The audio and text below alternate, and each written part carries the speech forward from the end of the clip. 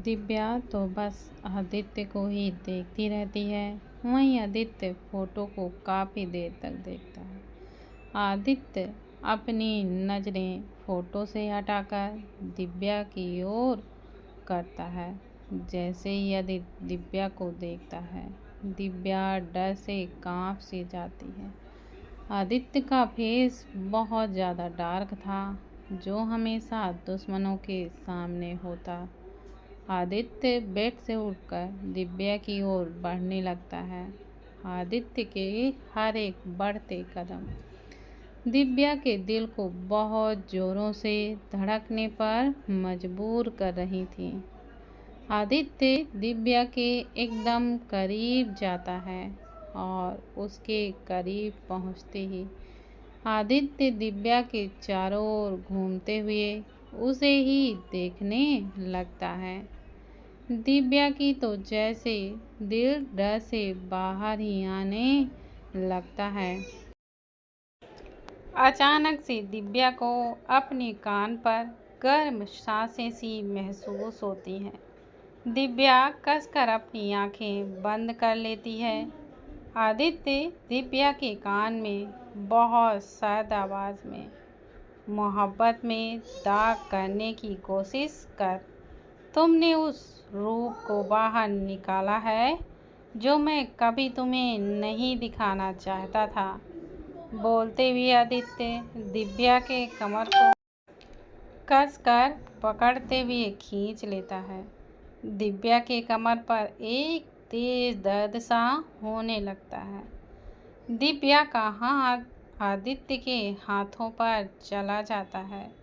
आदित्य दिव्या के कमर को जोर से प्रेस करता है, जिससे फिर से एक दर्द के साथ दिव्या के मुंह से एक आह सी निकल जाती है।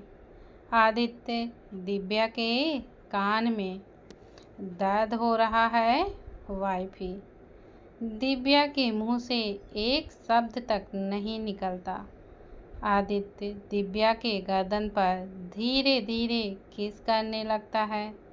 दिव्या सहमी सी आवाज़ में कहती है, आप जैसा समझ रहे हैं वैसा कुछ नहीं है। इतना बोलते ही उसकी जोर से चीखने की आवाज़ कमरे में गूंजती है। आदित्य दिव्या के गर्दन को देखता है, जिस पर से खून बह रहा था।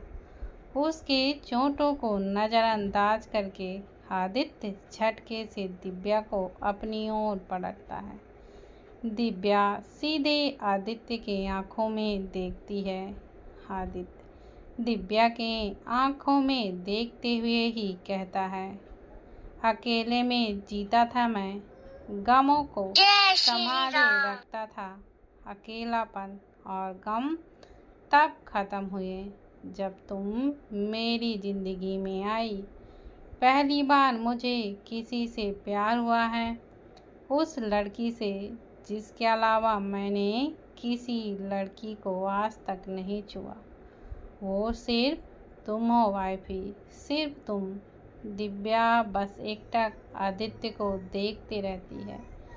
आदित्य दिव्या के होठों पर उंगली से सहलाते हुए कहता है, मैंने कहा था ना, तुम पर सिर्फ मेरा हक है, तो फिर तुम किसी दूसरे मर्द के सीने से क्यों लगी हुई थी। दिव्या कुछ बोलने को होती है कि उससे पहले ही आदित्य उसके होठों पर उंगली रखकर उसे चुप करा देता है और एकदम सर्द आवाज़ में, नो वाइफी नो, मैं तुम्हारे मुंह से एक शब्द नहीं सुनना चाहता। तुम्हारी चुप्पी से ही मुझे जवाब चाहिए। आदित्य फिर एक बार दिव्या के होठों पर उंगली फेरने लगता है और कहता है, किसी और के सीने से लगे हुए तुम्हें देखकर पता है वाइफी, मुझे कितना दर्द हो रहा है।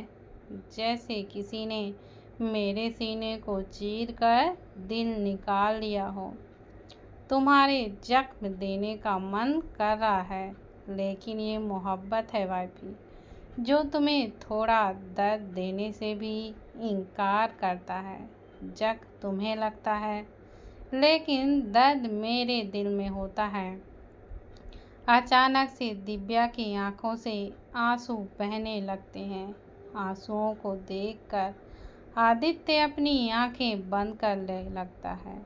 फिर जोर से वह चिल्लाता है, hold back the tears. Divya डर से जल्दी से अपने आंसुओं को पोंछ लेती है। आदित्य आंखें खोलता है तो फिर एक बार दिव्या डर से कांप जाती है।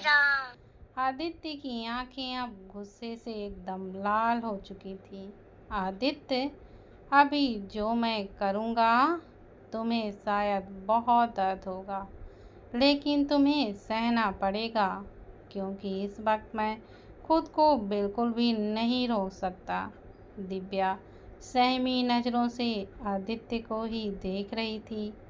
अचानक से आदित्य दिव्या के हाथों को कसकर पकड़ते हुए खींचकर वॉशरूम की ओर लेकर जाने लगता है।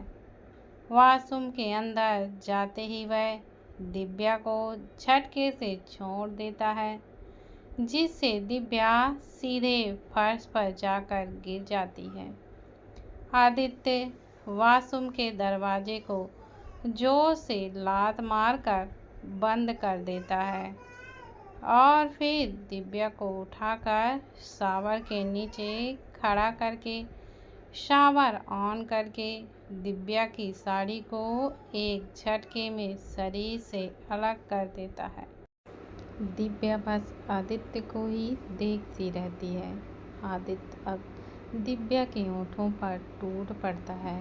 उसके होठों के टूटली शक और बाइट करने लगता है। दिव्या कसकर आंखें बंद कर लेती है।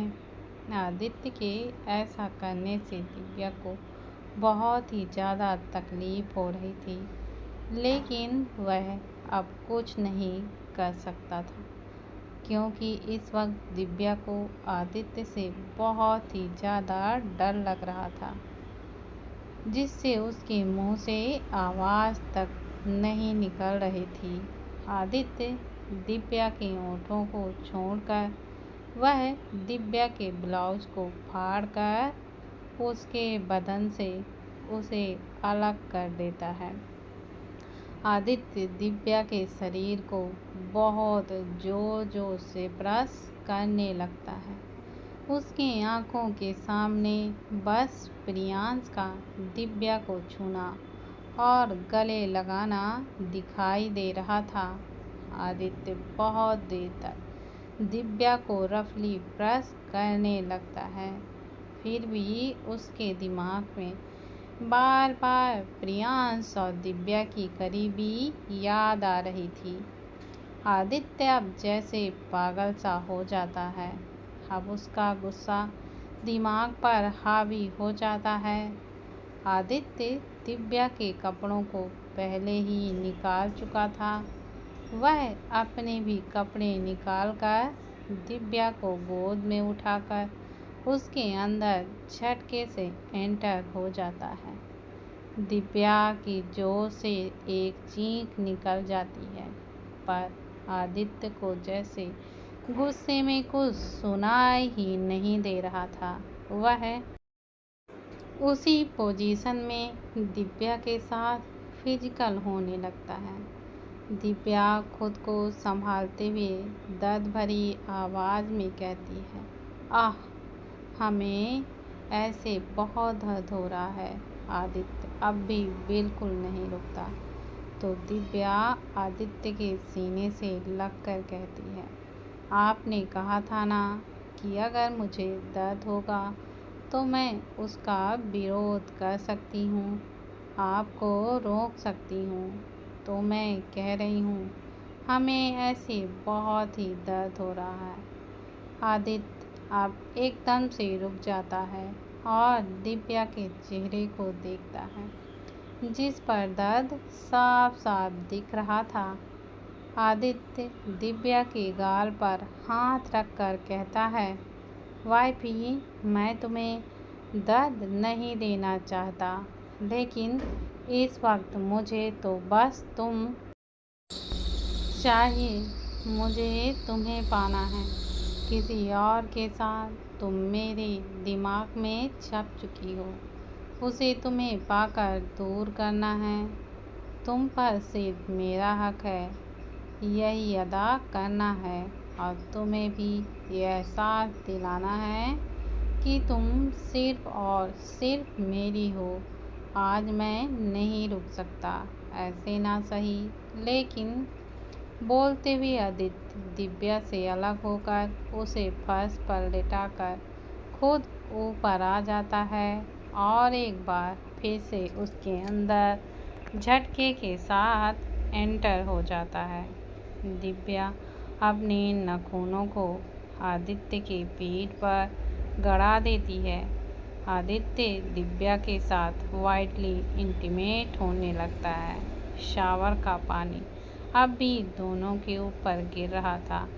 दिव्या की तेज सिसकियों और उसके नाखून बस आदित्य के पीठ पर चुभे जा रहे थे। आज आदित्य का कोई प्यार नहीं दिख रहा था, बस जुनूनियत, पागलपन और गुस्सा उसके इंटीमेट पावर को और भी ज़्यादा बढ़ा रही थी, जिससे वह जोर से करते हुए दिव्या को बाइट भी किए जा रहा था। इसके साथ ही वह दिव्या के पूरे शरीर को जोर से प्रेस भी कर रहा था। दिव्या आदित्य के भड़के आग में बस चले ही जा रही थी। रात के करीब 12 बजे दिव्या फर्श पर अब तक लेटी हुई थी और आदित्य दिव्या के ऊपर लेटा हुआ था। शावर का पानी अब भी दोनों के ऊपर गिर रहा था। दिव्या ने अपनी आंखें बंद करके रखी थीं और आदित्य दिव्या के सीने से लगे हुए सामने की ओर देख रहा था। दोनों के बदन पर अब तक कोई कपड़ा नहीं था। जहां दिव्या के पूरे शरीर पर आदित्य के बाइट के निशान थे, तो वहीं आदित्य के पीठ पर दिव्या के नाखूनों के निशान थे। आदित्य सामने देखते हुए कहता है, वाइफी, तुम्हें पता था ना कि मैं तुम्हें किसी और के साथ बिल्कुल भी नहीं देख सकता। फिर तुमने मुझे तुम्हें दर्द देने पर मजबूर क्यों किया? दिव्या कहती है, हमें लगा था आप उस तस्वीर को देखकर हमें छोड़कर चले जाएंगे। बहुत डर लग रहा था आपसे दूर होने से, लेकिन सोच से विपरीत आपने हमें और करीब कर लिया। भले इसमें बहुत दर्द था, लेकिन आपसे जुदा तो नहीं होना पड़ा। कहते हुए दिव्या आंखें खोलती है। आदित्य दिव्या की आंखों में देखने लगता है और फिर झुककर दिव्या के पलके को चूम लेता है। आदित्य दिव्या को बिठाता है। आदित्य को देखते ही दिव्या अपनी आंखों को बंद कर लेती है। आदित्य उठकर टॉवल अपने कमर पर लपेटता है और फिर दिव्या को उठाकर उसे भी टॉवल से कवर कर देता है। इतना करते ही शावर बंद करके कपड़े लाता है। दोनों कपड़ा पहनकर वॉशरूम से चले जाते हैं। डिनर करके आदित्य दिव्या को पेन किलर की दवाई देकर उसे सुला देता है। कुछ ही देर में दिव्या अब एकदम गहरी नींद में सो जाती है। दिव्या के सोते ही आदित्य का फेस फिर से एक बार डार्क होने लगता है। आदित्य दिव्या को देखते हुए कहता है, बहुत गलत किया तुमने वाइफी। तो मैं उसी वक्त तुमसे दूर चला जाता जिस वक्त तुम मेरी आंखों के सामने किसी और के गले लगी हुई थी। लेकिन अगर मैं तुमसे दूर जाता तो तुम्हें हमेशा के लिए खो देता। आदित्य दिव्या की से नजरें हटाकर सामने की ओर देखता है। जिसमें अब तक प्रियांश और दिव्या की फोटो दिखाई दे रही थी। आदित्य उठकर प्रोजेक्टर को गुस्से से एकदम फेंक देता है। प्रोजेक्टर टुकड़ों में बंट जाता है। आदित्य एकदम चिल्लाते हुए ही कहता है, अगर तुमसे दूर होने का इतना ही डर है तो तुम उसके करीब क्यों ही क्या कर रही थी? तुम्हें नहीं पता, तुम्हें उसके करीब देखकर मेरा दिल किस तरह से जल रहा था। तुम्हें मुझे कितनी तकलीफ हो रही है। बोलते हुए आदित्य अपनी आंखों को बंद कर लेता है। उसकी आंखों के सामने फिर एक बार प्रियांश और दिव्या का एक दूसरे को गले लगना याद आता है। आदित्य गुस्से से मुट्ठियां कस लेता है। उसकी नसें हाथ पर उभरने लगती हैं। वह आंखें खोलकर दरवाज़ा खोलकर सीधे कमरे से बाहर की ओर निकल जाता है। कुछ ही देर में वह एक कमरे के अंदर जाता है। रॉकी वहां पर पहले ही उस कमरे में मौजूद था। आदित्य आगे जाकर चेयर पर बैठ जाता है। उसके सामने प्रियांश कुर्सी में रस्सी से बंधा हुआ था। प्रियांश ने इस वक्त हाफ टी शर्ट पहना था, जिससे उसे हाथों पर दिव्या का नाम साफ साफ दिखाई दे रहा था। यह देखते ही आदित्य अपनी जलती नज़रों से रॉकी को देखता है। रॉकी तुरंत जाकर वहां से आग का सेंका एकदम से रॉड लेकर आता है। आदित्य रॉड को लेकर सीधे प्रियांश के हाथ, जहां पर दिव्या का नाम लिखा हुआ था, वहां पर रख देता है। प्रियांश की दर्दनाक चीख निकल जाती है। आदित्य रॉड को कसते हुए शायद आवाज में, बहुत बड़ी गलती कर दी है तुमने। मेरी वाइफी को छूकर उसके लिए एहसास जगाकर उसे छूने का, प्यार करने का हक सिर्फ और सिर्फ मेरा है। प्रियांश अपने हाथ को देखते हुए दर्द से तड़पने लगता है। जलती रॉड से प्रियांश का हाथ जल जाता है, जिससे दिव्या का नाम पूरी तरह से मिट जाता है। दूसरी ओर रात के अंधेरे में एक लड़का अपनी गोद में लड़की को उठाकर मंदिर की ओर बढ़ता है। लड़की का चेहरा इस वक्त बालों से ढका हुआ था और लड़के ने खुद को मास्क से, कैप से ढक रखा था। सीढ़ियों से चढ़कर वह मंदिर में चला जाता है। लड़की को दीवार से टेक कर बैठाते हुए उसके चेहरे से बालों को हटाता है। बाल हटाते ही एक मासूम सा चेहरा दिखता है, जो कि स्वरा का था। वह लड़का स्वरा के चेहरे पर पानी छिड़कता है। पानी की बूंद चेहरे पर पड़ते ही स्वरा अपनी धीरे धीरे पलकें झपकाते हुए अपनी आँखों को खोलती है। आँखें खुलते ही सामने वाले को देख, कौन हो तुम? स्वरा के बोलने पर भी वह कुछ भी नहीं बोलता। स्वरा उसका कैप निकालती है, फिर उसके मास्क को निकाल देती है। उसे देखते ही स्वरा उसे जोर से धक्का देकर कहती है, तुम मुझे यहाँ क्यों लेकर आए हो?